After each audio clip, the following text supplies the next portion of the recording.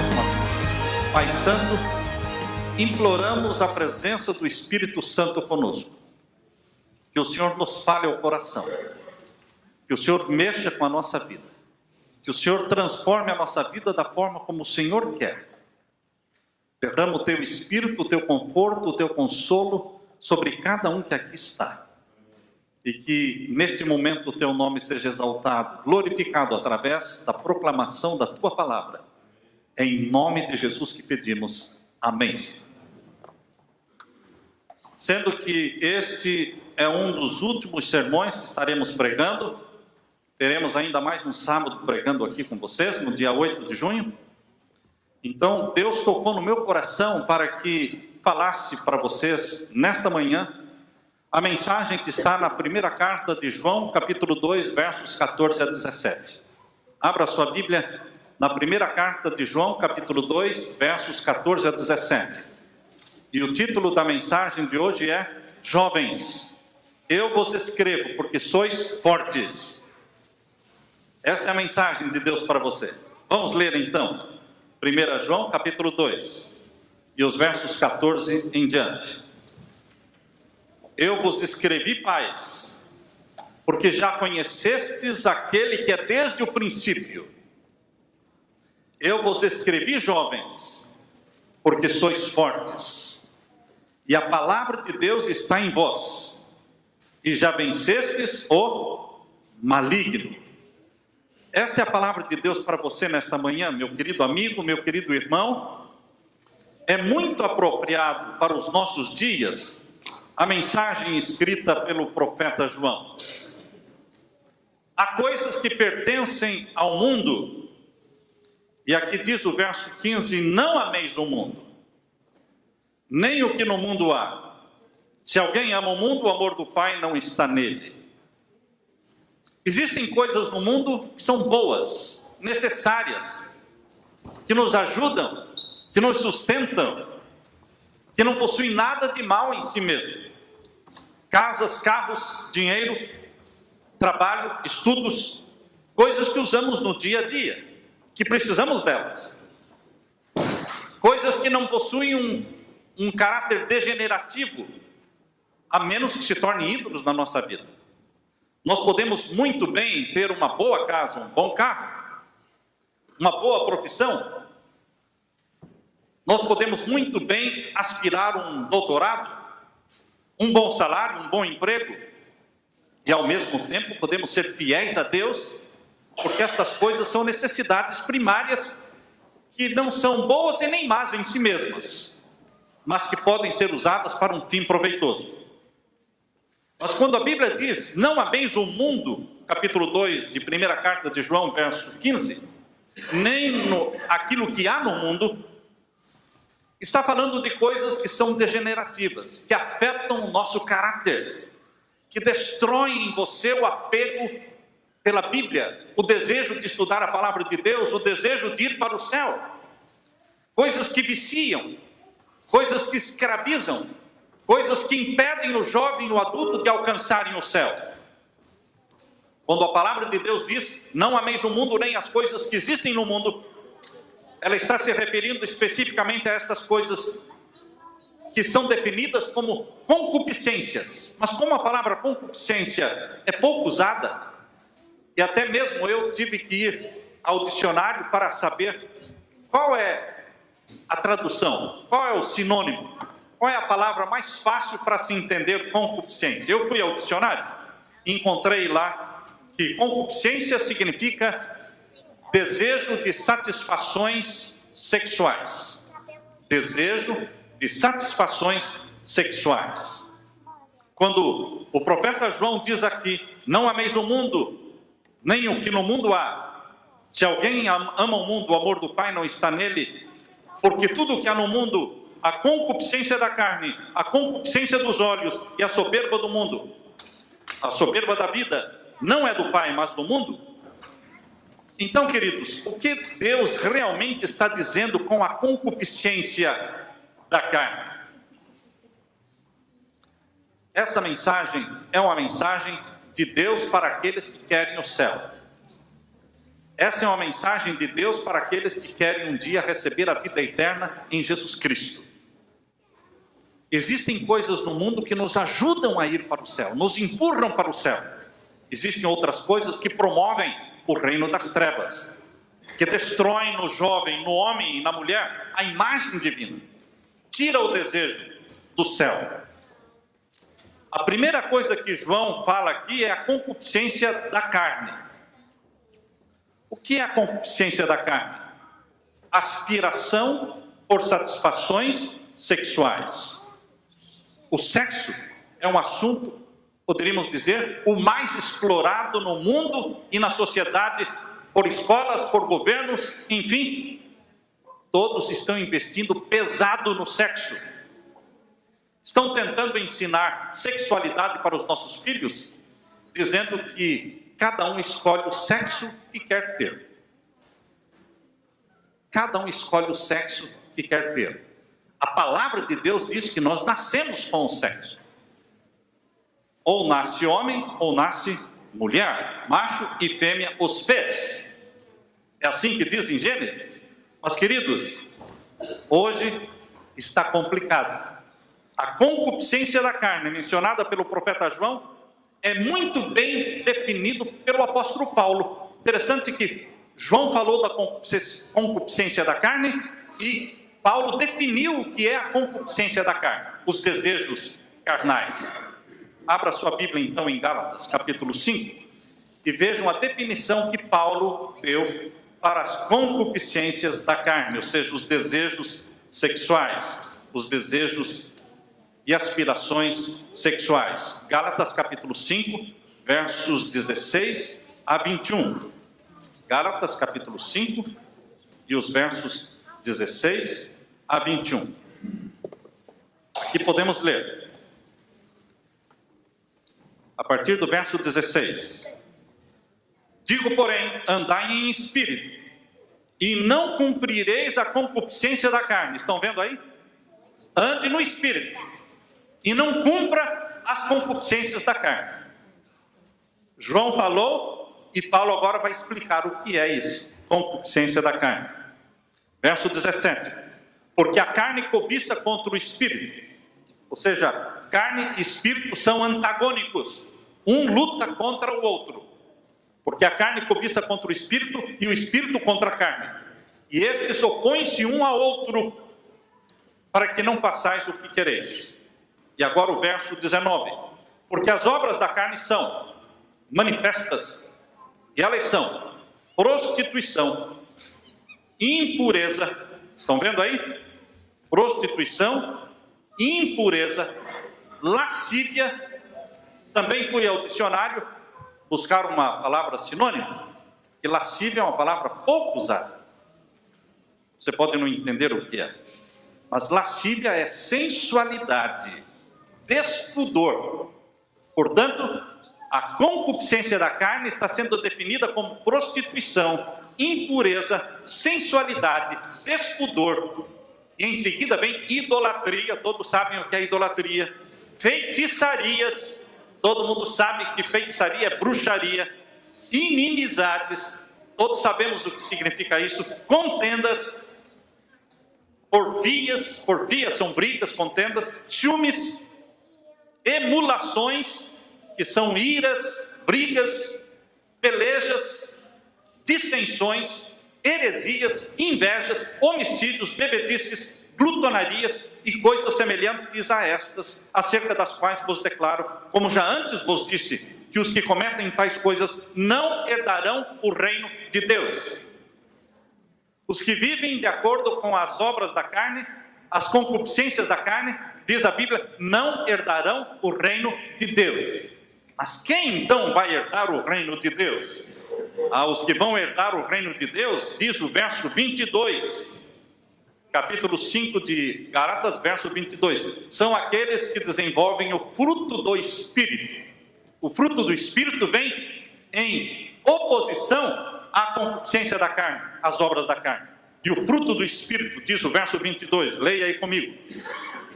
Mas o fruto do Espírito é o amor, o gozo, a paz, a longanimidade, a benignidade, a bondade, a fé, a mansidão e a temperança. Contra estas coisas não há lei. É Jesus que está sendo exemplificado aqui no fruto do Espírito. O fruto do Espírito não é outra coisa senão o caráter de Jesus que o Espírito Santo quer dar para você e para mim. O fruto do Espírito não é outra coisa senão a mente de Jesus que o Espírito Santo quer fazer um download e implantar em você a mente de Jesus. A mente de Jesus Cristo será dada a todo aquele que buscar com confissão, em arrependimento, com lágrimas. Ele receberá do Espírito Santo a mente de Jesus, o caráter de Jesus. Na primeira carta de João, capítulo 2, verso 16, o profeta enumera a segunda coisa que Deus abomina. Primeiramente ele falou da concupiscência da carne, os desejos da carne.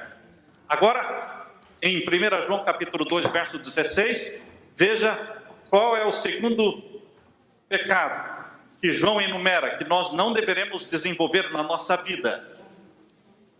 1 João 2,16, porque tudo que há no mundo, a concupiscência da carne, a concupiscência dos olhos. O que seria a concupiscência dos olhos? São os desejos e as tentações visuais, as tentações virtuais. Eu diria, são os prazeres dos olhos. Lembram de Sansão quando disse para os seus pais? Ele estava se envolvendo com uma mulher de vida duvidosa. Quando os pais falaram com ele, ele disse: mas esta agrada os meus olhos. Os prazeres dos olhos tirarão muitas pessoas do céu. E Deus está advertindo: não ame o mundo, nem os desejos carnais, nem os prazeres dos olhos, as tentações virtuais. Nenhuma outra geração está habilitada a entender melhor este verso do que a nossa geração atual. Porque há 30, 40 anos atrás, se falássemos em desejos dos olhos, prazeres dos olhos, não existiam muitos prazeres dos olhos no passado. Antes da televisão, antes da internet, não existiam muitos prazeres dos olhos. Mas hoje, Satanás se especializou nos prazeres dos olhos, nas tentações virtuais. Satanás está especialista nisto. Existe atualmente dentro dos lares e dentro dos quartos TV a cabo, computadores ligados à internet, dando acesso fácil ao sexo virtual, à pornografia, às salas de bate-papos que entram madrugada adentro. O conselho da palavra de Deus para você e para mim, meu querido irmão, meu querido jovem, é Salmo 101. Abra a sua Bíblia. Salmo 101, vamos ler os versos 2 e 3.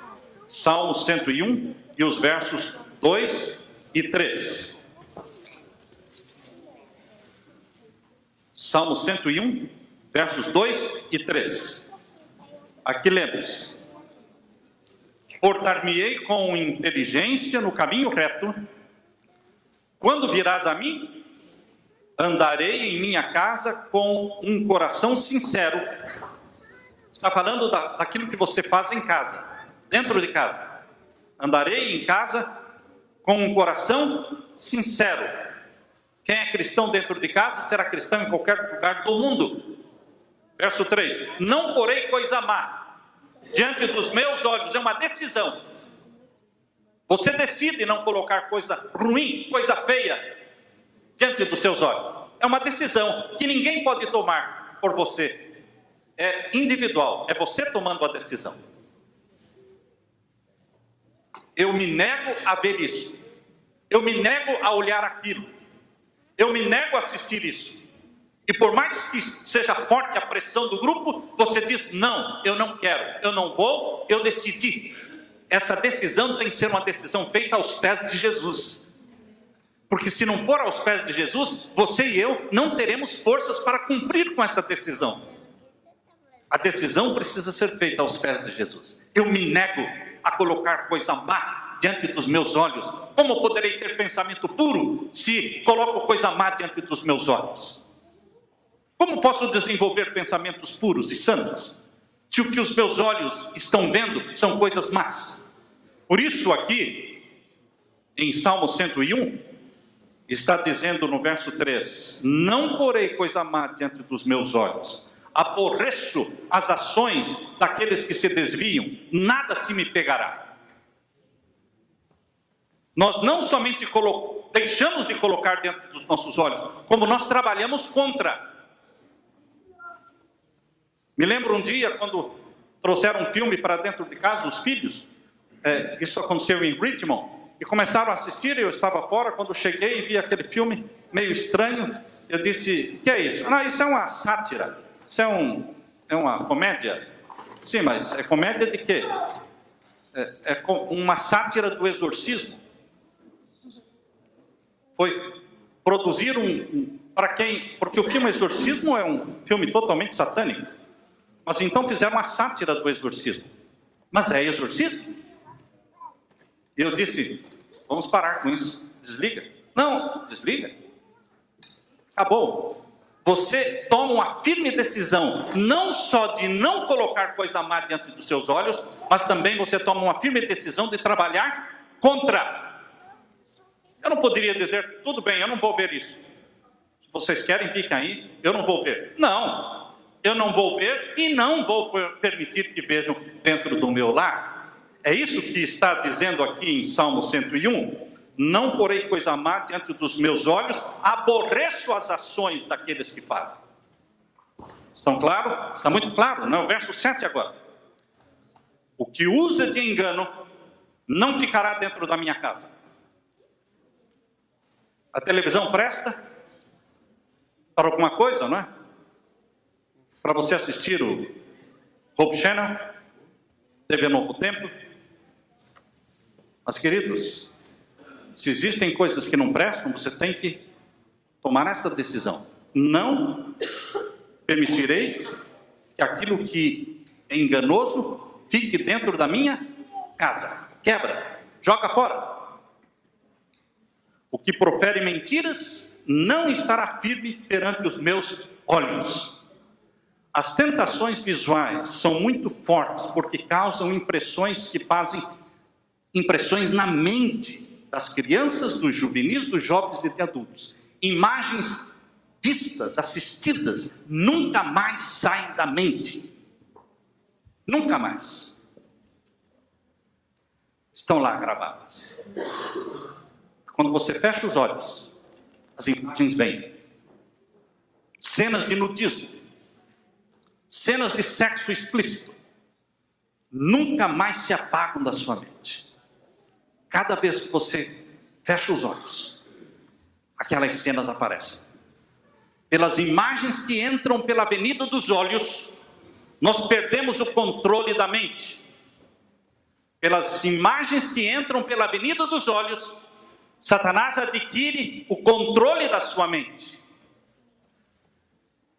Por isso em Provérbios 4:23, Provérbios 4:23 diz assim: guarda o teu coração, porque dele procedem as saídas da vida. Quando a Bíblia diz coração, está se referindo à mente.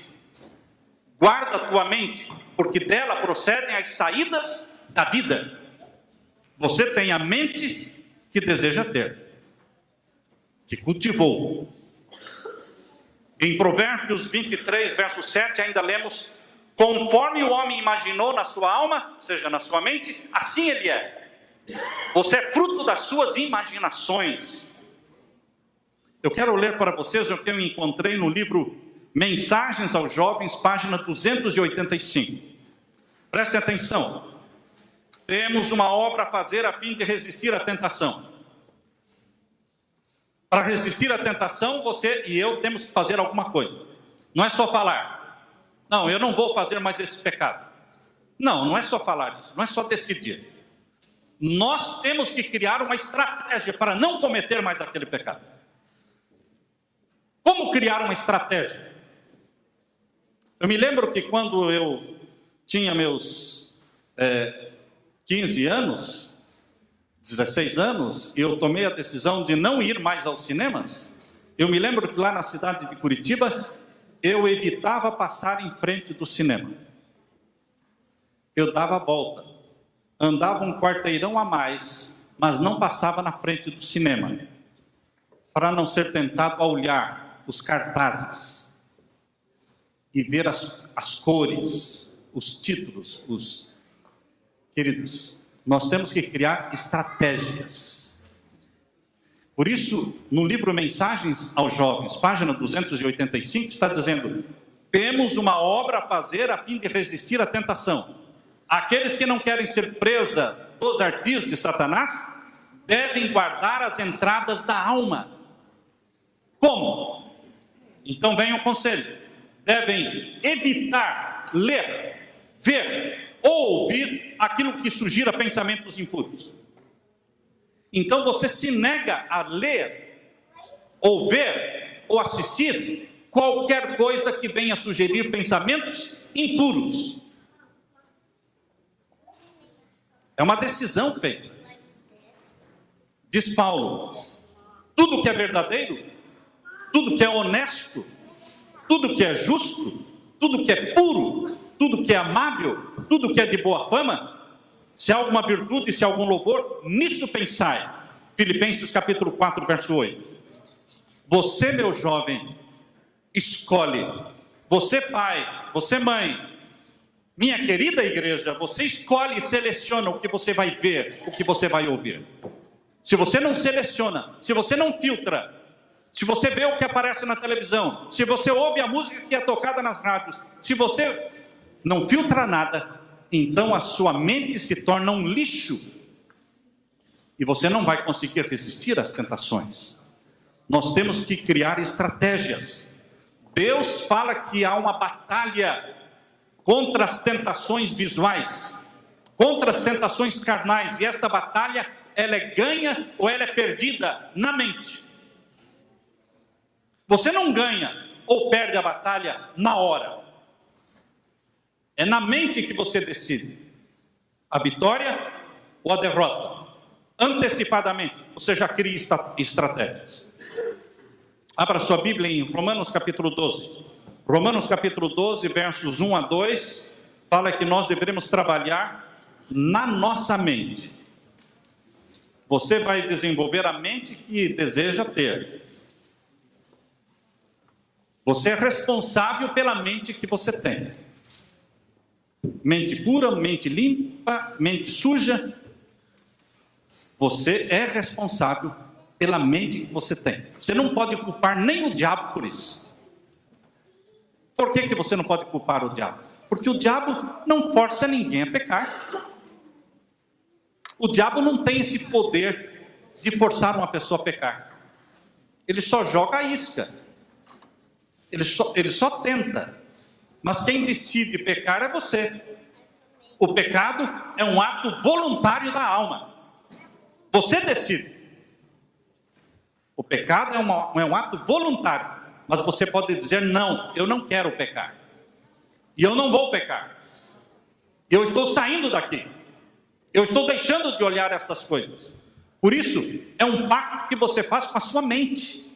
Romanos capítulo 12, verso 1 e 2. Rogo-vos, pois, irmãos, pela compaixão de Deus, que apresenteis os vossos corpos em sacrifício vivo. É cuidar da mente, mas envolve o corpo todo.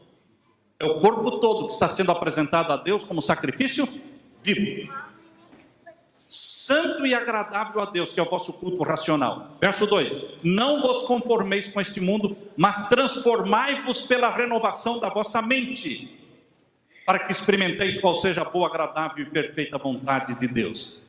Todos nós deveríamos fazer um pacto com os nossos olhos, igual ao pacto que Jó fez. Eu convido você a ler o pacto que Jó fez. Jó 31. Jó 31, verso 1. Veja o pacto que este homem de Deus fez com seus olhos. Jó 31, 1.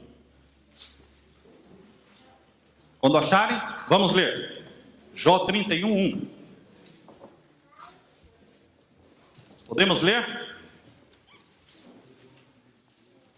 Fiz concerto com os meus olhos. Como, pois, os fixaria numa virgem? Ele era casado. Ele disse: como é que eu vou fixar os meus olhos numa outra mulher? Eu fiz um pacto com os meus olhos. Se você não fizer um pacto com os seus olhos, você vai estar olhando para todas as mulheres bonitas que passarem perto de você. Todas. Não tem limite para isso. Você tem que decidir não fixar os olhos numa mulher que não é sua. Mas, pastor, eu não tenho nenhuma. Bom, peça para Deus, Ele vai dar uma para você. Não dá para ficar sem nenhuma, não é? Deus disse que não é para ficar sem nenhuma. Mas, queridos, seja fiel. Faça um pacto com seus olhos. Decida. Deus não pode decidir por você. Esse pacto que Jó fez com seus olhos proíbe a segunda olhadela. Proíbe a segunda olhada. Vocês já viram, principalmente no Brasil, quando passa uma moça bonita, uma mulher atraente, o que acontece? Todo mundo olha para trás. Uns assobiam, não é? Mas a maioria olha para trás, para olhar de novo, para contemplar os prazeres dos olhos. Queridos, faça um pacto com seus olhos. Isso vai incluir a segunda olhada. Sabem que são as sensualidades culturalmente lícitas, é que vão, estas licenciosidades culturalmente lícitas é que vão derrubar muitos cristãos, porque são sensualidades que todo mundo pratica, são cenas que todo mundo assiste. O que tem? O que tem? A pessoa não vê mais mal. Você pode estar pensando, pastor, todo mundo dá uma segunda olhada. Será? Será que todo mundo dá uma segunda olhada? Será que Deus não tem 7.000 que não dobraram os joelhos a Baal? Será que Deus não tem um remanescente que busca pureza e que faz um pacto com seus olhos, como Jó fez? Você acha que todo mundo é sem vergonha? Você acha que todo mundo... Queridos, Deus tem um povo que está se preparando para o céu, e você está sendo chamado para pertencer a este povo, para ir para o céu. Não pense que todo mundo não presta, não pense que todo mundo é desonesto, não pense que todo mundo é sensual, é malicioso, é promíscuo. Não pense, porque Deus tem um povo na terra, sempre teve na terra. Nunca existiu uma era em que Deus não tivesse um povo na terra fiel, remanescente. E hoje não é diferente. Deus tem o seu remanescente, e Deus quer que você faça parte desse remanescente. Satanás é que quer que você pense que todo mundo faz. Satanás é que quer que você pense que todo mundo olha.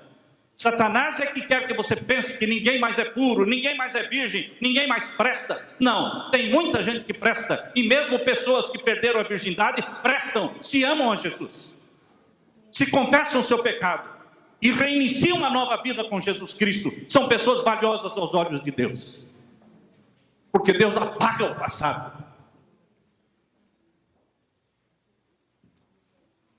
Não importa quão errada tenha sido a sua vida no passado, hoje você pode, em nome de Jesus, romper com os desejos carnais e com as tentações visuais. Você pode dizer: não, Senhor, de hoje em diante, em nome de Jesus, eu não vou ver mais aquilo, eu não vou mais assistir aquilo, eu não vou mais ligar naquele canal, eu não vou mais responder aquelas chamadas. A vitória vem de Jesus, mas a decisão tem que ser sua, meu irmão. As longas horas que homens e mulheres passam assistindo televisão, indiscriminadamente assistindo o que todo mundo assiste, fará com que você vá para o lugar que todo mundo vai. Não é o céu. Não faça o que todo mundo faz. Não viva do jeito que todo mundo vive. Não coma o que todo mundo come. Porque quem segue todo mundo estará no lugar onde todo mundo vai estar. Mas não será o céu preparado por Deus para aqueles que o amam. Há uma pergunta que sempre estão me fazendo: pastor, Até que agora pararam de fazer. No passado faziam muito. E agora ninguém mais está perguntando isso. Pastor, pode um cristão ir ao cinema? Não tem mais jovem perguntando isso. Até saiu do manual da igreja a palavra cinema. Na penúltima edição do manual da igreja, lá dizia que o cinema não é um lugar próprio para o cristão. Não é um lugar onde o cristão deveria se achar. Isso na penúltima edição. Na última edição do manual da igreja, sumiu. Procurei, não tem mais lá. Não está lá. Falei, o que aconteceu? Será que o cinema era errado, agora não é errado mais? Tem gente que está vibrando. Ai, a igreja abriu o olho. Está amadurecendo a igreja. Será que a igreja está amadurecendo ou a igreja está se mundanizando? Será que nós deveríamos celebrar porque a palavra cinema saiu do manual da igreja ou nós deveríamos ficar tristes? Como é que é?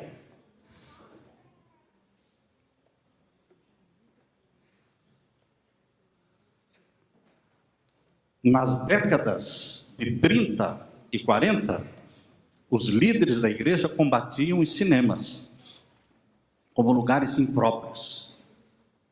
Hoje, vai acabar, agora que saiu a condenação do manual, o que vai acontecer? Até os pastores daqui a pouco vão dizer, galera, hoje à noite, sábado à noite, vamos para onde? Para o cinema. No tempo em que Jesus viveu na terra, no tempo em que Jesus viveu em Jerusalém, ali, vocês pensam que Jesus e os seus discípulos frequentavam o teatro? Existia um teatro. E eu gosto que em inglês eles usam para cinema a palavra theater.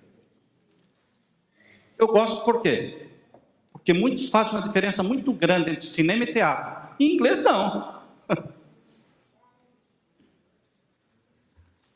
No tempo de Jesus, existia um teatro em Jerusalém. E vocês acham que ele e os seus discípulos iam lá distrair-se um pouco? Era um teatro promovido por Herodes.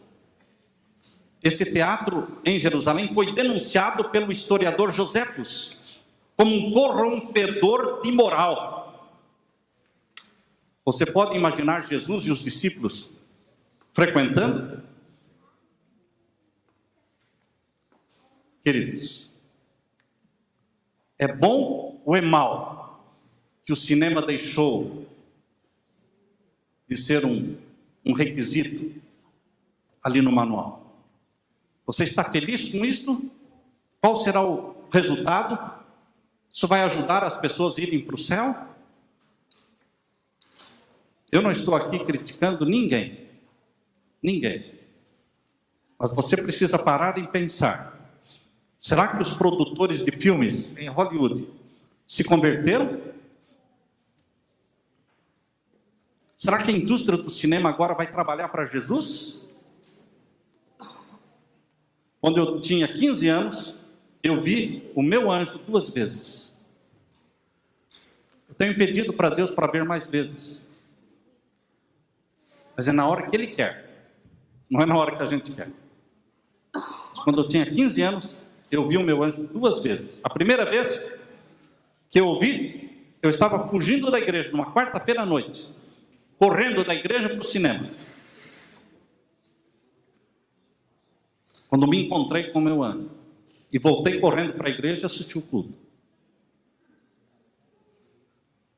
A outra vez que eu o vi, foi uma noite que eu estava saindo do cinema.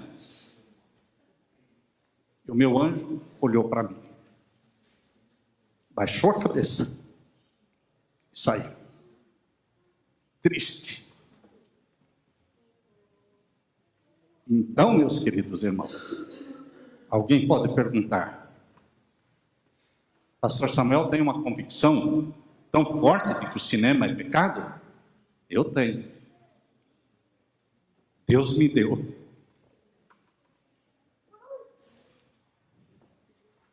Deus me deu.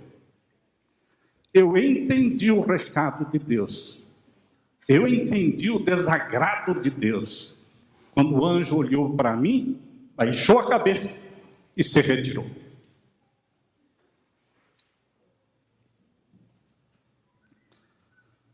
Ellen White escreveu no ano de 1881.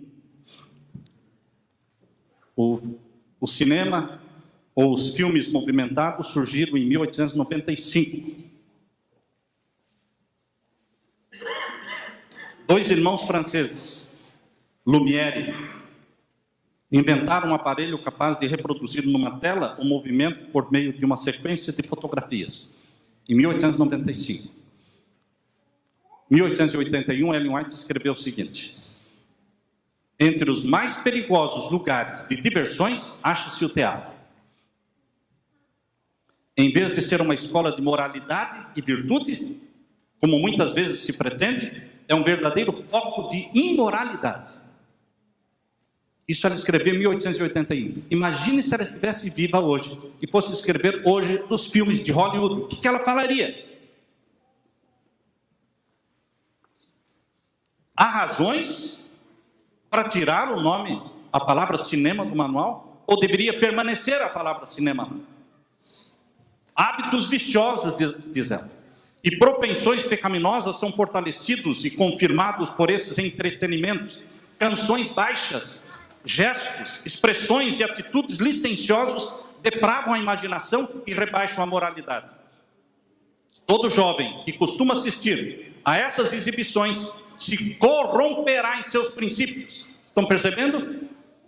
Ela não diz assim, pode se corromper, ou talvez se corrompa. Não, ela diz, todos os jovens que costumam assistir a essas exibições se corromperá em seus princípios. Não há em nosso país influência mais poderosa para envenenar a imaginação, destruir as impressões religiosas e tirar o gosto pelos prazeres tranquilos e as realidades sóbrias da vida que as diversões teatrais. O único caminho seguro é abster-nos de ir ao teatro, ao circo e a qualquer outro lugar de diversão duvidosa. Mensagens aos Jovens, página 380. Isso é palavra de Deus, irmãos. Isso é conselho seguro, porque não é meu, é de Deus. O nosso erro nas últimas décadas foi o de condenar somente o cinema como lugar impróprio. E nós, como líderes da igreja, esquecemos de não condenar só o cinema como lugar impróprio. Esquecemos de condenar os filmes com conteúdo impróprio. Então, quando foi inventada a televisão, o argumento que nós líderes usávamos caiu por terra. Porque agora ninguém mais precisava ir ao cinema. Trouxemos o cinema para dentro de casa, e agora? Nós tínhamos combatido por décadas somente contra o lugar, e não contra o conteúdo dos filmes. Em 1939, na feira aqui de Nova York, feira mundial realizada em Nova York, 1939, foi apresentado para o mundo a nova invenção, a televisão. Quando foi? 1939. Em 1950, 9% dos lares americanos tinham um aparelho de televisão. Em 1955, 65% dos lares tinham televisão. E hoje, 100% dos lares têm mais do que uma televisão. A partir da década de 1950, alguns lares adventistas começaram a comprar televisão, dizendo que era melhor ter em casa uma televisão do que ir ao cinema, porque em casa eles teriam melhor controle. Porém, já no início da década de 60, os líderes adventistas e escritores começaram a admitir que o cinema dentro de casa estava fora do controle. Isso na década de 60. E hoje? Será que os lares adventistas estão com controle da televisão? Vocês serão convidados a frequentar lugares de divertimentos. Se vocês devem ser verdadeiros a Cristo, não tentem arranjar desculpas para deixar de aceitar os convites. mas sem desculpas, e modestamente devem declarar que, como filhos de Deus, e por princípios, vocês não podem estar num lugar, ainda que seja uma só vez, onde não podem convidar a presença de Jesus. Mensagens aos jovens, não. Isso está escrito na meditação matinal de Ellen White, Minha Consagração Hoje, página 215. O Senhor deseja que o seu povo manifeste pela vida que vive a vantagem que o cristianismo tem sobre o mundanismo. Cristianismo tem que ter vantagem sobre o mundanismo. Não podemos nos misturar e perder a identidade cristã. Tem que haver uma separação do mundo. Pela contemplação nós vamos ser transformados, para o bem ou para o mal. Pela contemplação somos transformados. Em Mateus capítulo 6, abra sua Bíblia em Mateus capítulo 6 e verso 22 e 23. Mateus capítulo 6, verso 22 e 23. Mateus capítulo 6 e o verso 22 e 23. Vejam o que Jesus falou. Estamos falando da contemplação, das tentações visuais. Diz aqui no verso 22 de Mateus capítulo 6, a candeia do corpo são os olhos. O que ilumina o corpo? Os olhos. Candeia é lamparina, algo que ilumina, uma luz que ilumina. A candeia, ou seja, a luz do corpo são os olhos. De sorte que se os teus olhos forem bons, todo o teu corpo terá luz. Se porém os teus olhos forem maus, o teu corpo será tenebroso. O que quer dizer olhos bons e olhos maus? Olhos bons são aqueles que olham coisas boas. Olhos maus são aqueles que assistem novela, que assistem filmes indiscriminadamente, assistem pornografia, assistem cenas que fazem os anjos corarem de vergonha. O poder transformador dos filmes opera de uma forma consciente e inconsciente nas crianças, nos jovens e nos adultos. Não existe idade em que a nossa mente deixe de sofrer influências daquilo que vemos e contemplamos. Queridos, nessa manhã eu quero deixar, para terminar, uma carta aberta, escrita aos jovens e aos pais desta igreja. Eu quero ler esta carta. Isso ficará registrada neste sermão. Carta aberta a jovens e pais. Eu vos escrevo, jovens, porque sois fortes.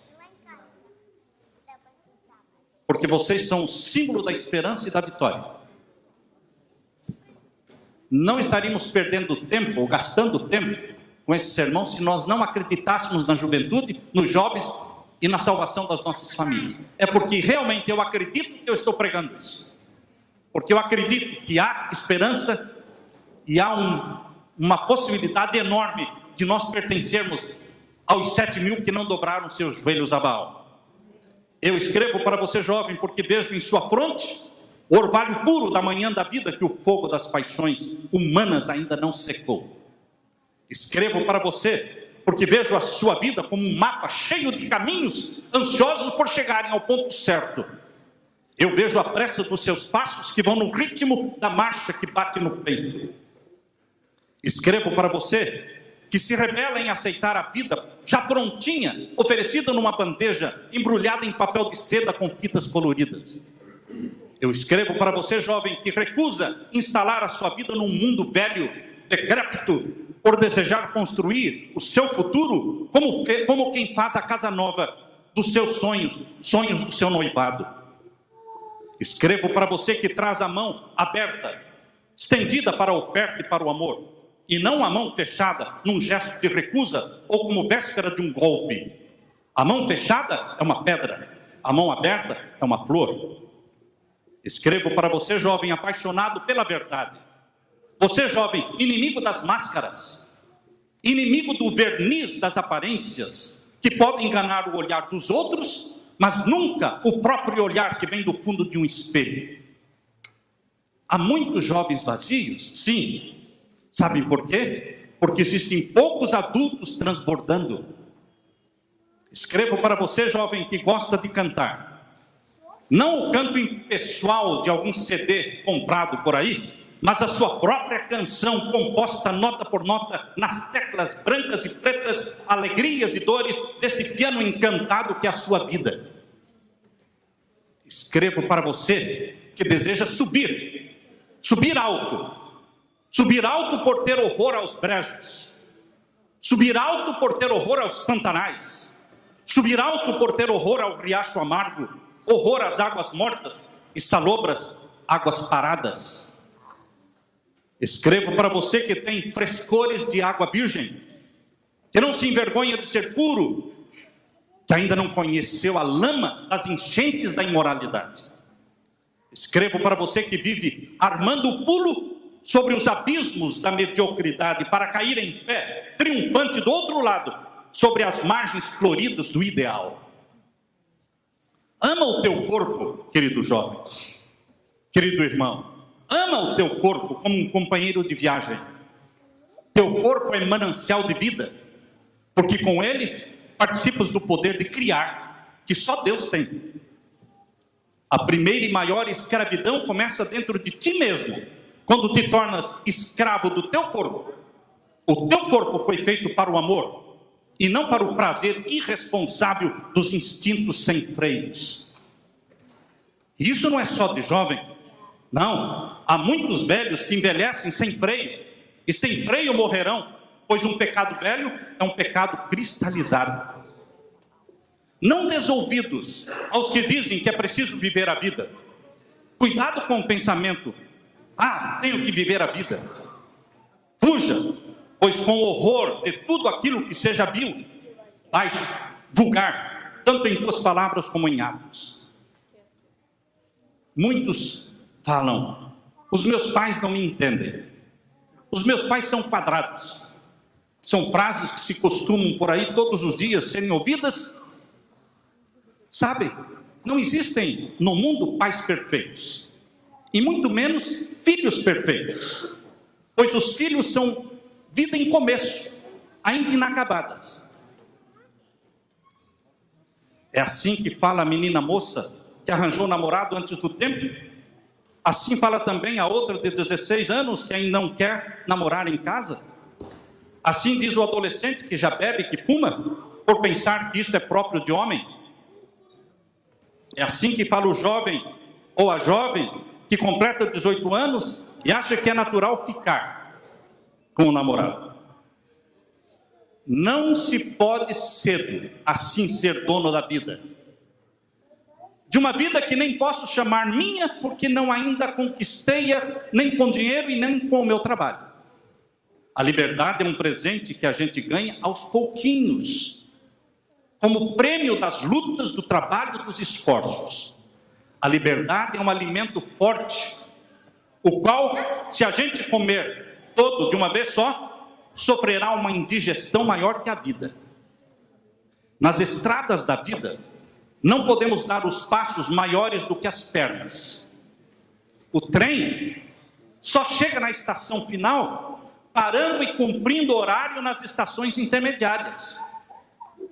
Mas existem jovens que querem queimar todas as etapas, todas as estações intermediárias, riscar no mapa todas as paradas e sair todo doidão por este mundo, certo de conhecer todas as rotas, certo de que todos estão errados e só ele está certo.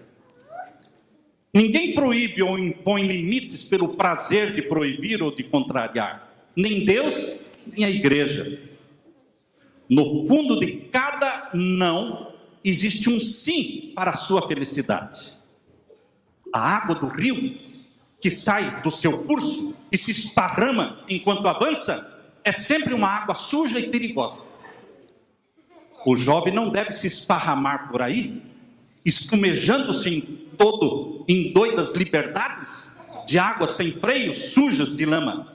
Vá devagar, querido jovem. Aceite as margens que limitam o seu percurso. Amadureça dentro destas margens, cresça dentro destas margens, Dentro delas, que são as paredes do seu lar, as doutrinas da igreja, os mandamentos de Deus. Essas são as margens que dirigem o percurso da sua vida. É dentro dessas margens que você adquire forças para dar aqueles saltos decisivos no heroísmo e no dever. O salto da vitória. Não queira chegar à vida antes do tempo, porque acaba chegando sem preparo, imaturo. Lembre-se que todo fruto colhido antes do tempo, ele é duro, ele é azedo.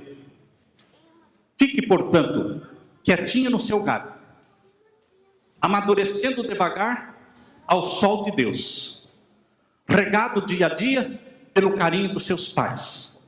E um dia, quando alguém chegar para colher você no amor, você será doçura para ele, doçura para ela. Você será doçura para a igreja, será doçura para seus pais e doçura para Deus. Eu vos escrevo, jovens, porque sois fortes e já vencestes o maligno, em nome de Jesus. Amém? Amém. Que a graça e a paz de Jesus esteja com você hoje e sempre. Louvado seja o Senhor.